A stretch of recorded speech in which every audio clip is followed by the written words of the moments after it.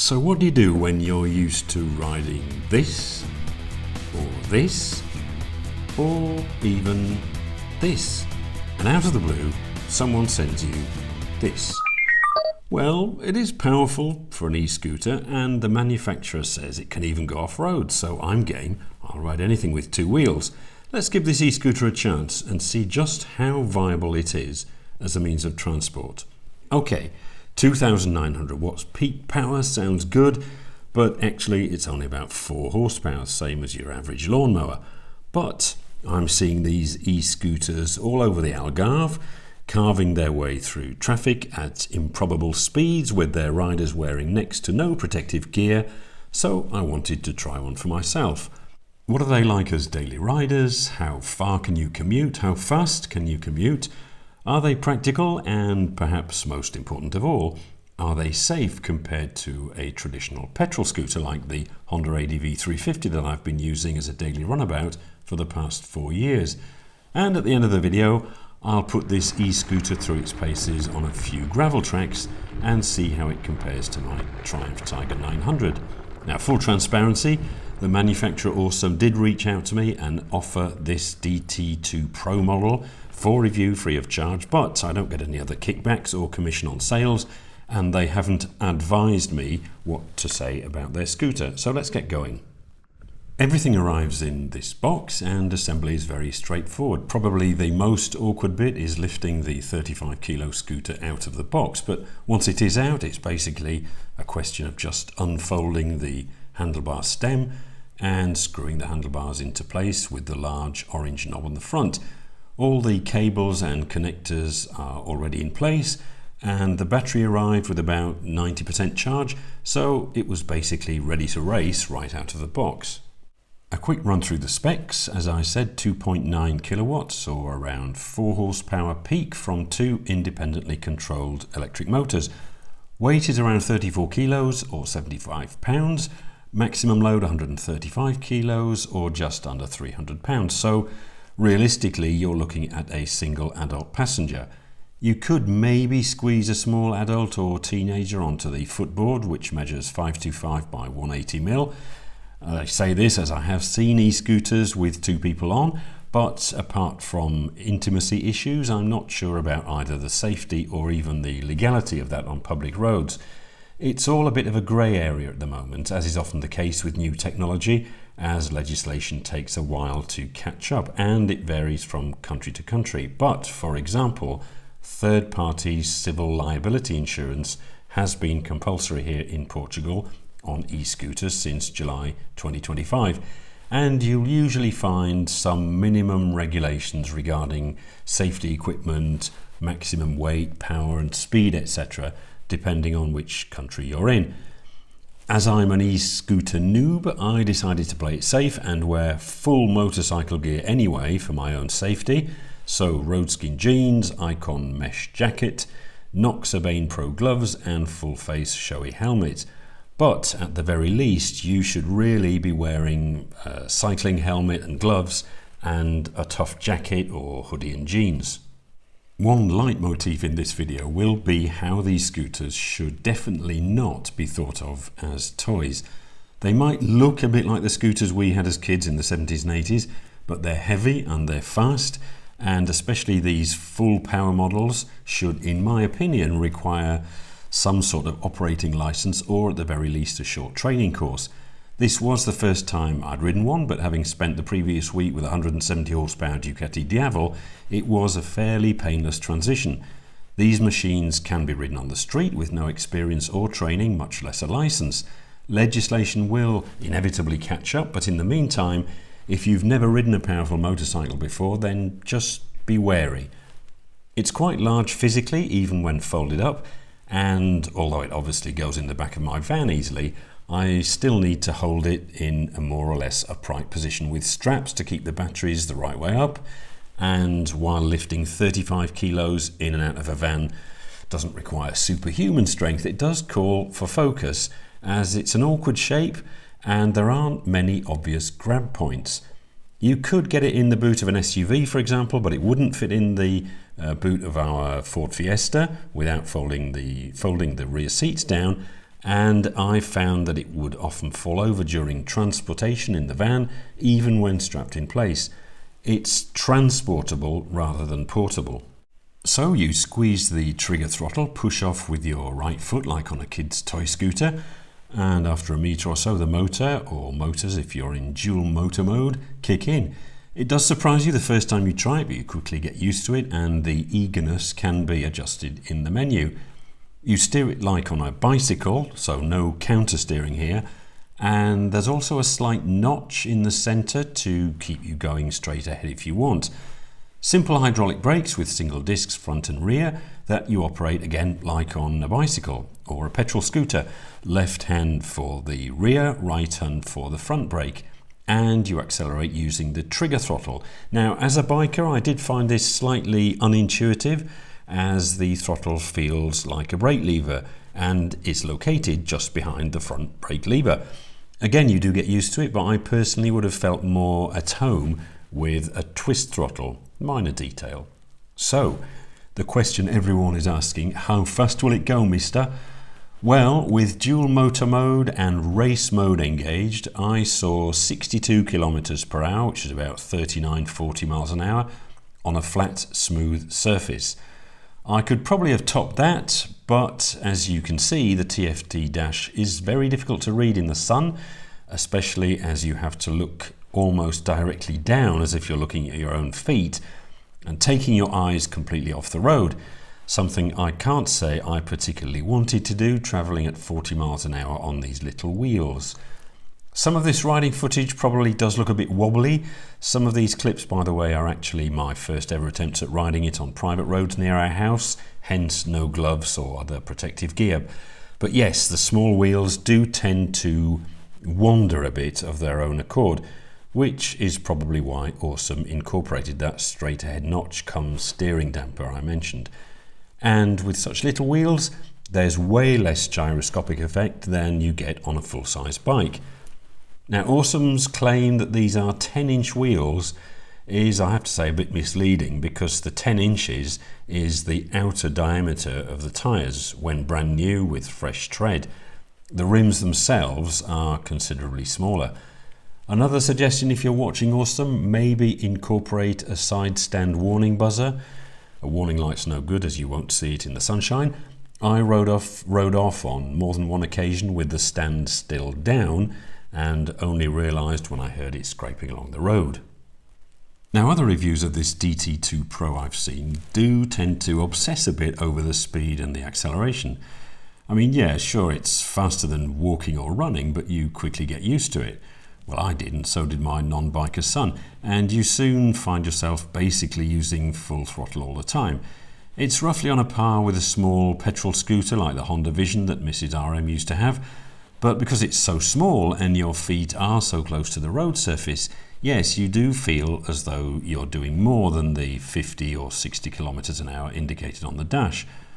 For what it's worth, and for you speed freaks out there, here are the figures we got, averaging between my 90 kilos and my son's 75, and going usually in both directions along the same patch of tarmac. I've included the Honda Vision because it's so popular and one of the most affordable mainstream petrol scooters out there at around €2,400. It's 2.5 times the price of the Ausom, but it can carry a passenger and has decent storage under the seat. And of course it can be recharged in about 30 seconds.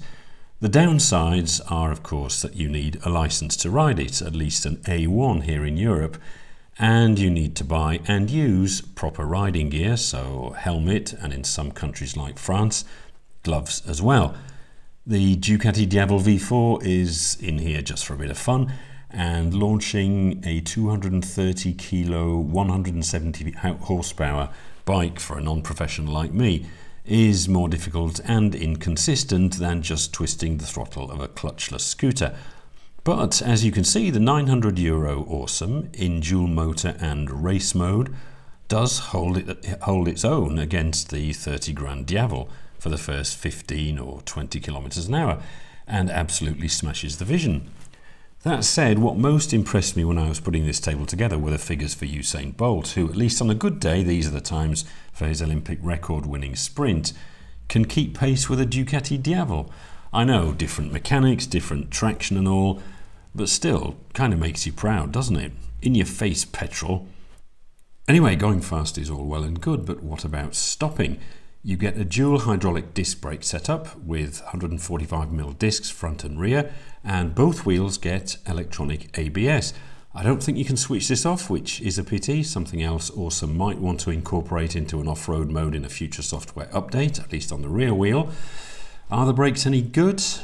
Yeah, I mean, they do feel more pedal bike than big bike, and again, you can't expect too much from small discs on small wheels, but they do the job, hauling up the 35 kilos of the scooter plus my 90 kilos without really much fade. There's a little brake light at the back too, although it's so low to the ground that I doubt it's that visible to cars behind or 100% compliant with legislation, but it's better than nothing. You also get a pair of integrated indicators on the rear only, obviously very close together, and so again not hugely communicative, but I found the switch under the left-hand grip fiddly to use, like on a big bike. Push right or left to turn and then press in to cancel. But I could never get it to cancel easily, and so I just stopped using the indicators. How about comfort? Well, you're standing up, which isn't the most obviously comfortable position, but as we'll see in the off-road section, the suspension does a good job of ironing out the bumps. The platform is easily big enough for my size 45 feet, and according to my son, looks like a giant PC graphics card, especially with the blue ambient lighting that rather annoyingly comes on by default. You have to switch it off manually every time you switch the scooter on. What about handling? Well, I'm not sure the term can even apply to an e-scooter. You're standing vertically on a 35 kilo scooter as opposed to sitting low down on a 200 kilo bike, so your center of mass is way up high. So handling is okay, but you can forget counter steering, weight shifting or other tricks that we use on big bikes. How about range? Well, the manufacturer claims 115 kilometers. With normal single motor riding in sport mode, I've been getting roughly 75 kilometers or 45 miles before anxiety starts to kick in. Thrashing it in race mode, up hills with both motors or scrabbling up gravel tracks, and this falls to about 50 kilometers or 30 miles. So pretty decent, plenty for a short commute. I don't think you can use one motor and then the other, as this could be quite a simple way to extend the range or at least have an emergency get me home option. But as it stands, it's rear motor or rear and front motor together. Charging takes a few hours, obviously depending on how much juice is left in the batteries, but only one charger is supplied as standard, meaning you can only charge one motor at a time. And as with all big batteries like this, it is advisable to charge outside. Now, leaving an expensive, desirable electric scooter outdoors for a few hours, maybe overnight, is slightly worrying. So you'd probably want to invest in a decent U-lock, like this angle grinder resistant Litelok X3 that can slip over one of the swing arms or the bar stem and fasten to an immovable object with a chain. To start the scooter, you do need a 4-digit password or one of the 3 NFC tags that are provided with the scooter, and there's also a small compartment designed to hold an Apple AirTag, but an opportunistic thief won't be too worried about things like that. Remember, you can just pick these things up and put them in the back of a van, so think about that U-lock. There's a £10 discount code on the Litelok X3 available in the description if you are interested. Now, as unlikely as it might seem with such small wheels and next to no ground clearance, Ausom do market this DT2 Pro as an off-road capable scooter. So although I'm used to the 21-inch front wheel on my Tiger, I just had to give it a try. And it has to be said that the suspension is pretty impressive. Twin-sided swing arms and relatively beefy monoshocks, both at the rear and at the front. And the dual motor mode means that you've got two-wheel drive, a first for me on any bike. This does give more traction and power, but because the front motor has exactly the same power as the rear, and most of the weight is over the rear, the front wheel tends to scrabble for traction on these gravel tracks, even in eco mode, especially on startup. You get used to it and can control it a bit with the throttle and by leaning over the bars to add more weight over the front. But it would be great if Ausom could incorporate an off-road mode in the next software update. maybe to limit the power of the front motor, at least up to say 10 kilometers an hour. This would make starting much safer and easier. Once you're on the move, the small wheels fall into every crevice and you feel and jolt over every rock. You have only got 34 kilos and 4 horsepower to control though, but you do need to stay focused on the surface ahead, especially as ground clearance is next to nothing. I had to stop here, for example, to take this relatively low curb, as I was worried it would scrape the underneath of the platform. So yes, the lightweight, high manoeuvrability and decent power mean that you can tackle a gravel track with the DT2 Pro, but be prepared for the wheels to hop and skip around a fair bit, which is slightly disconcerting to begin with, especially if you're used to the comfort of a massive 21-inch front wheel and long travel suspension of an adventure bike like I am. I know, apples and oranges, but just take the off-road claims on Ausom's website with a pinch of salt. So, overall impression of an electric scooter from the point of view of a seasoned biker. Well, let's look at the positives first. As hinted at in the thumbnail, compared to a traditional petrol scooter or motorbike, e-scooters are great fun. They're cheap, around a third of the price of a Honda Vision, for example. They are fast enough for the city, they're easy to learn, they have decent range, and crucially for many, require no license, insurance, or protective gear. For the moment. Feedback in user groups also seems okay, certainly no more critical than in the many big bike groups I lurk in. Downsides though are that the legislation is inevitably going to change as the popularity of these scooters increases. Portugal, for example, as I've mentioned, introduced compulsory civil liability insurance this summer, and it's only a matter of time before tighter controls are introduced more or less everywhere. And I have to say that after a few weeks riding this Ausom, it does make sense. These are powerful vehicles that require proper insurance and rider experience. Other cons that I picked up on are the fact that you can't really carry anything, passengers or groceries. There's no protection from the elements, no windscreen, no fairing. I imagine they are very easy to steal. There's a high centre of mass. Charging is a bit slow, especially with just a single charger supplied. But you can buy another one for about €50, I believe. There are, of course, more traditional, larger alternatives like Honda's Vision 110 at about €2,400, or even their new CUVe electric scooter, but that's €4,000, so 4 times the price of this, and the entire underseat storage, what there is of it, is taken up by 2 huge removable batteries.